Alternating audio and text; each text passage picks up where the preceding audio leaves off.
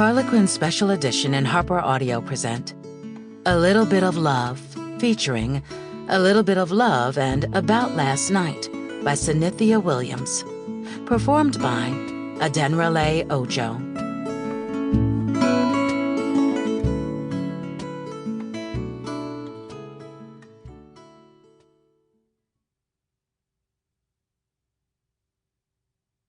Dear Reader, I knew I wanted to write Sheri Li'l Bit Thomas's story from the moment I thought up the character in Summoning Up Love.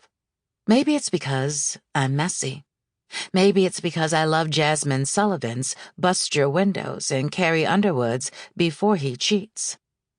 Either way, I wanted to write a story about a woman who'd been at her lowest in romance but didn't give up her dream of finding love.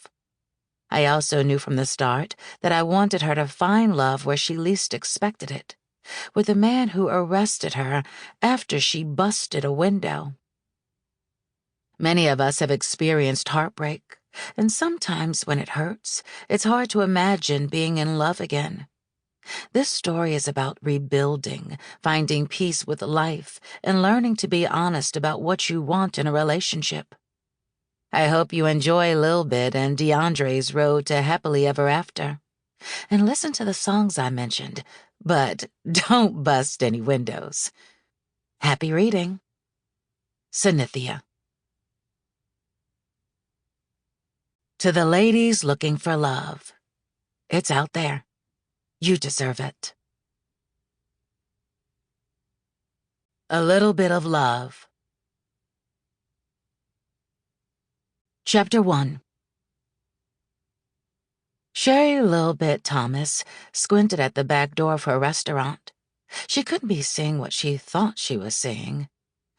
The dim lights in the back parking area and the waning 4 a.m. moonlight had to be playing tricks with her eyes. She shuffled around in the canvas bag she carried instead of a purse, pushing aside her wallet, multiple lipsticks, old receipts, and other random items until her hand finally settled around her cell phone. Pulling it out, she turned on the flashlight and beamed the bright light on the back door. Well, damn, she muttered to herself. Her eyes weren't playing tricks on her. There were scratches around the lock, scratches and a dent in the metal door, as if someone had taken a crowbar to it and tried to pry their way in. Sheri glanced up and down the alley that separated the back doors of the row of businesses on the south end of the Strip and Sunshine Beach, and the chain-link fence of a parking lot behind another row of buildings. No one and nothing was there. Whoever had tried to break into her restaurant was long gone. Cursing to herself, she cut off the flashlight and dialed her mom's number. She balanced the phone between her ear and shoulder while she reached into her bag and felt around for the keys to the building. "Li'l Bit, what's wrong?" Dorothy Jean's voice was scratchy, as if she'd just woken up, and filled with concern.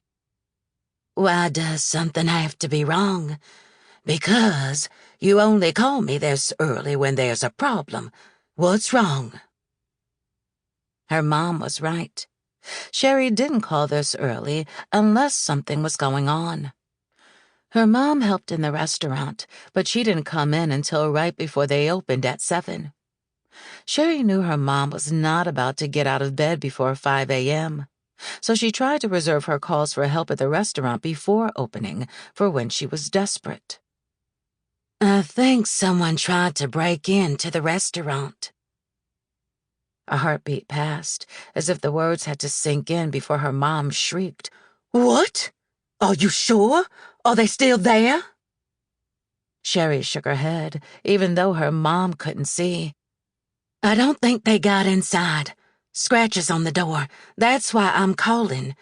Did you see scratches yesterday?"